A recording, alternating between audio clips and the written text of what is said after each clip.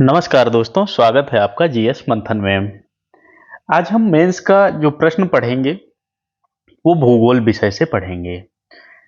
इसमें हम पूरा आंसर समझने की, लिखने की, प्रैक्टिस करने की कोशिश करते हैं कि कैसे हमें परीक्षा में प्रश्न लिखना रहेगा। आज का जो हमारा प्रश्न है वह है, भारतीय मानसून केवल एक मौसमी घटना नहीं बल्कि उपमहाद्वीप की आर्थिक धारा का आधार है। इस कथन की आलोचनात्मक विवेचना कीजिए। सबसे पहले ये समझिए आप, आलोचनात्मक विवेचना क्या होती है। आलोचनात्मक विवेचना का मतलब बुराई नहीं होता है, कमी ढूंढना नहीं होता है, उसके लिए अपनी भड़ास निकालना नहीं होता है। आलोचनात्मक विवेचना का मतलब ये है कि हम एक तर्क संगत विवेचना उस पर करते हैं। ये हमें इसमें लिखना रहता है।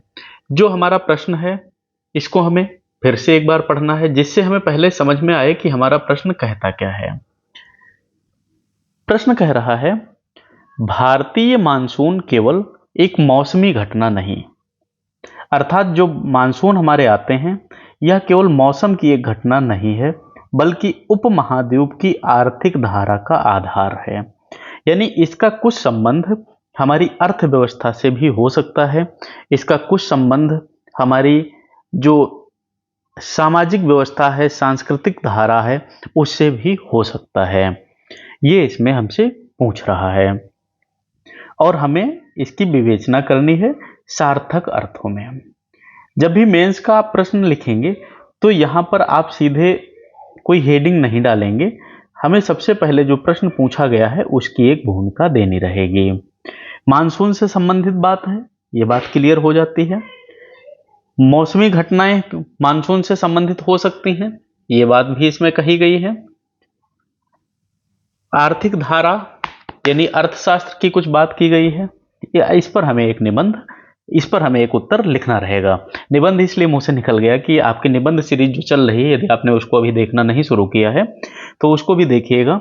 आपका निबंध अच्छे से क्लियर हो जाएगा कि कैसे कहाँ क्या लिखना रहता है। इस प्रश्न को हम धीरे धीरे हल करना शुरू करते हैं, समझते चलते हैं। जो इसमें आप मान लो डायग्राम बनाने हैं या जो और बहुत सारे कार्य रहते हैं जो भी आपको सही लग सकते हैं, वो आप अपने स्तर पर करेंगे। मेरा मेन उद्देश्य है कि आप उत्तर लिखना सीख जाएं। जब उत्तर की आप भाषा सीख जाएंगे फिर आप उसमें डायग्राम भी बना लोगे, फ्लो चार्ट भी बना लोगे, सारा कुछ कर सकते हो। यदि आपको उत्तर की भाषा नहीं आती है, यदि आपको उत्तर समझ नहीं आ रहा है, प्रश्न समझ नहीं आ रहा है, तो आप फ्लो चार्ट भी बनाओगे तो आपका गलत हो जाएगा। भारतीय मानसून केवल एक जलवायु संबंधी घटना नहीं है बल्कि यह भारतीय उपमहाद्वीप की आर्थिक, सामाजिक और सांस्कृतिक धारा का केंद्र है।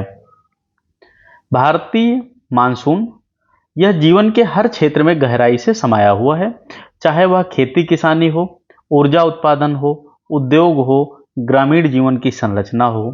भारत की भौगोलिक पहचान और उसकी अर्थव्यवस्था की नब्ज मानसून की धड़कनों से जुड़ी हुई है।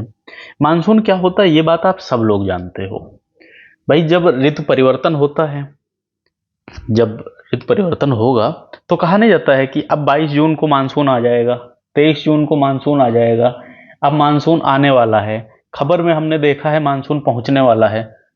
ये कौन सा मानसून है? कोई व्यक्ति तो आ नहीं रहा है, ऐसा नहीं कि कोई व्यक्ति आ रहा हो। ये एक मौसमी परिघटना है जो कि माना जाता है कि अब एक ऋतु के जाने के बाद अगली ऋतु के आने के पहले उसका सूचक है।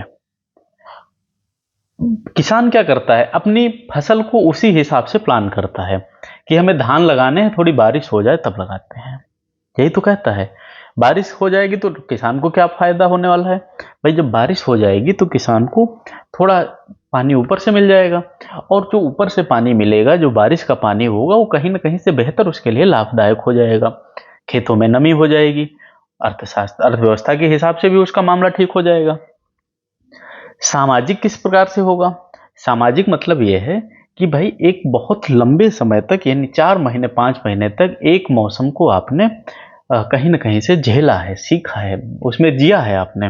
अब वो मौसम बदलेगा तो कहीं ना कहीं से सामाजिक स्थितियां भी थोड़ा थोड़ा बदलती हैं, क्योंकि भाई मनुष्य, आप एक बात बताओ, एक समय आता है आप स्वेटर पहनने लगते हो, फिर एक समय आता है आप स्वेटर उतार देते हो, फिर बनियान भी उतार देते हो, एक समय आता है तो आप पंखा ढूंढते हो, और एक समय आता है तो आप खिड़की, बस की खिड़की में बैठते हो तो भी चाहते हो कि बंद हो जाए। क्या है ये? मानसूनी घटनाएं ही तो हैं। आप खुद को उसी हिसाब से तो ढाल रहे हो ना, समाज उसी हिसाब से तो ढल रहा है ना जिस हिसाब से मानसून हो रहा है। अब आइए समझते हैं मानसून की भौगोलिक प्रगति क्या होती है और प्रक्रिया कैसे होती है।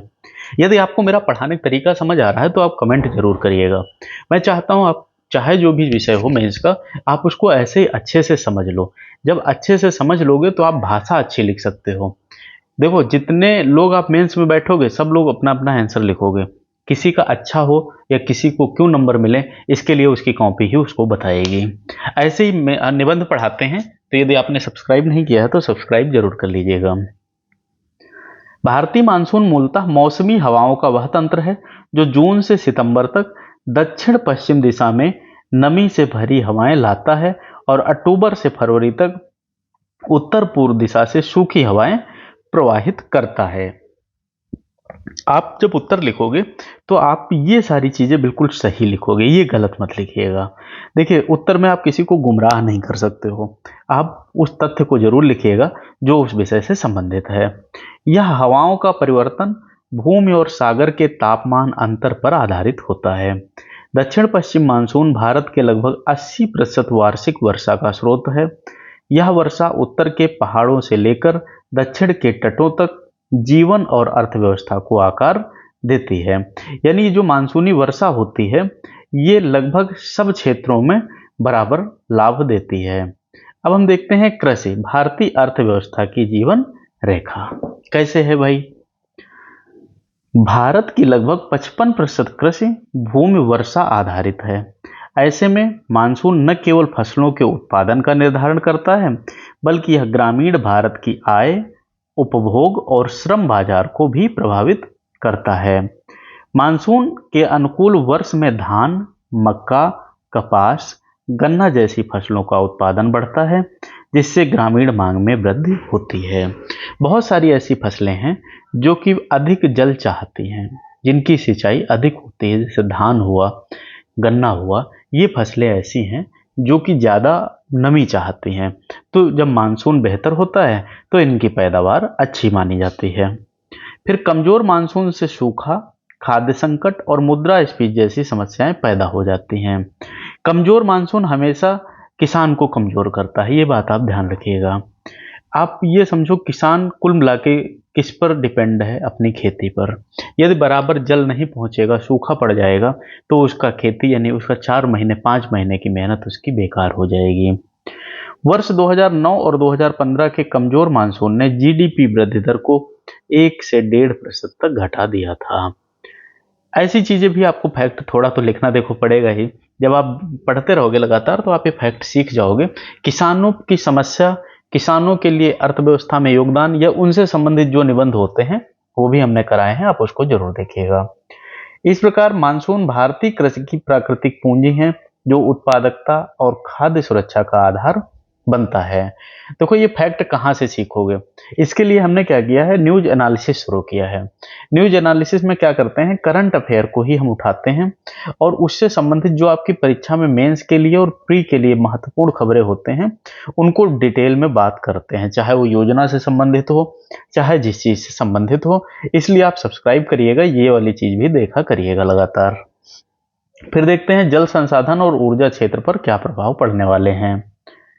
भारत में अधिकांश नदियां मानसूनी वर्षा पर निर्भर हैं। मानसून के जल से ही बांधों, झीलों और भूजल स्रोतों का पुनर्भरण होता है। मानसून के दौरान मिलने वाला जल देश की जल विद्युत परियोजनाओं के लिए प्रमुख ईंधन है। जलाशयों में पर्याप्त जल होने पर बिजली उत्पादन, सिंचाई और पेयजल आपूर्ति सुचारू रहती है।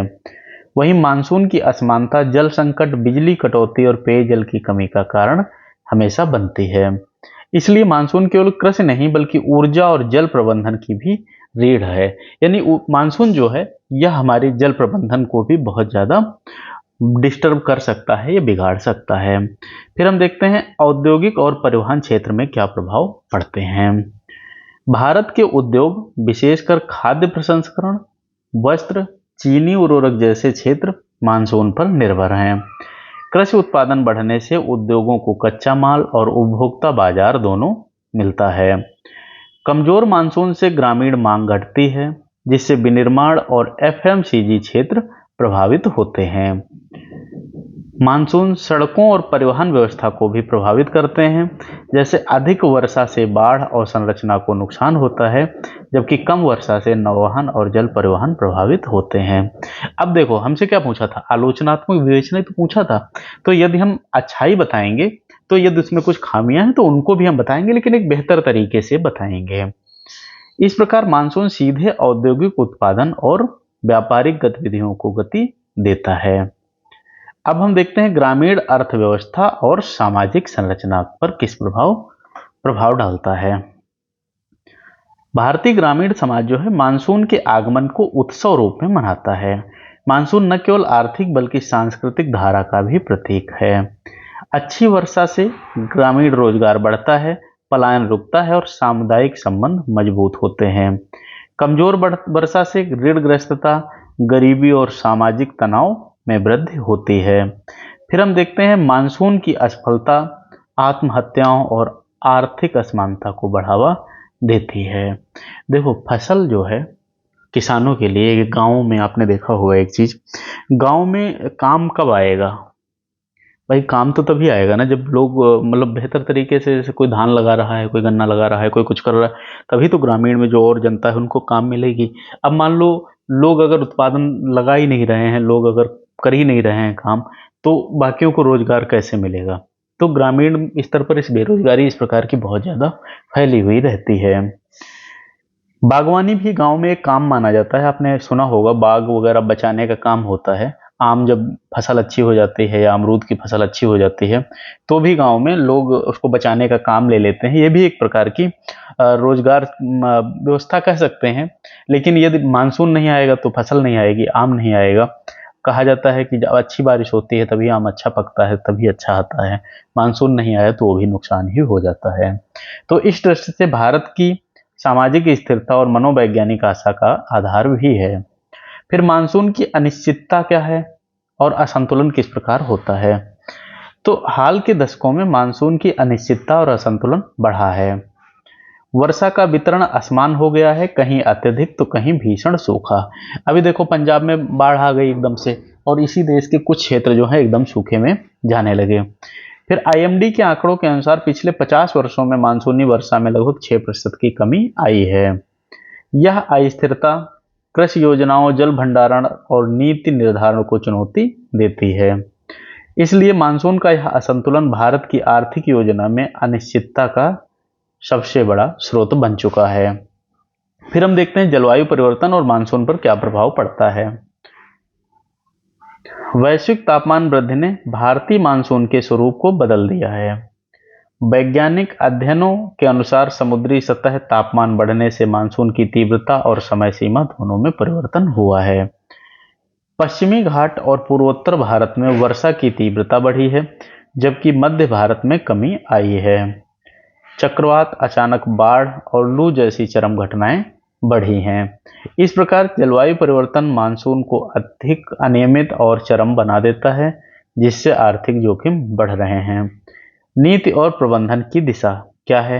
भारत सरकार और वैज्ञानिक संस्थान मानसून की अनिश्चितता को कम करने के लिए कई कदम उठा रहे हैं। ये चीजें मैं आपको थोड़ा एक्स्ट्रा इस प्रश्न में पढ़ा रहा हूँ, क्योंकि हो सकता है प्रश्न में ये बात जोड़ दी जाए कि हाल ही में उठाए गए कदमों की चर्चा कीजिए। तो राष्ट्रीय मानसून मिशन 2012 में, इसके तहत मौसम पूर्वानुमान की सटीकता बढ़ाने के प्रयास हुए हैं। फिर प्रधानमंत्री कृषि सिंचाई योजना, जल जीवन मिशन और सूखा प्रबंधन कार्यक्रम मानसूनी निर्भरता को घटाने का प्रयास कर रहे हैं। सूक्ष्म सिंचाई, फसल विविधीकरण और भूजल पुनर्भरण जैसी नीतियां भी कृषि को अधिक लचीला बना रही हैं। फिर भी मानसून की केंद्रीयता इतनी गहरी है कि भारत पूरी तरह से विमुक्त नहीं हो सकता है। अब हम एक आलोचनात्मक विवेचना नामक खंड अलग से इसमें फिर लिखेंगे। यह सत्य है कि मानसून भारत की अर्थव्यवस्था का प्रमुख प्रेरक बल है, किंतु यह दोधारी तलवार भी है। किस प्रकार? एक ओर यह समृद्धि और विकास का वाहक है, दूसरी ओर इसकी अस्थिरता आर्थिक असुरक्षा का स्रोत बन चुक जाती है। मानसून केंद्रित विकास मॉडल भारत को प्राकृतिक अनिश्चितताओं के प्रति संवेदनशील बनाता है। अतः आवश्यकता इस बात की है कि हम मानसून को केवल आर्थिक इंजन न माने, बल्कि इसे प्राकृतिक पूंजी के रूप में संतुलित और टिकाऊ ढंग से उपयोग करें। इसमें निष्कर्ष नहीं लिखा जाता है, इसमें आपको प्रश्न से संबंधित सारी जानकारी देनी है, चीज़ों को लिखना है, डायग्राम वगैरह बनाने हैं। ये डाटा पढ़ के आप डायग्राम भी बना सकते हैं। ये क्लास यहीं ख़त्म होती है, मिलते हैं अगली क्लास में। तब तक आप प्रैक्टिस करिएगा। पसंद आया है तो लाइक करिएगा, शेयर करिए जिससे और लोगों को लाभ मिले। सब्सक्राइब नहीं किया है तो सब्सक्राइब करिएगा। मिलते हैं अगली क्लास में, तब तक के लिए धन्यवाद।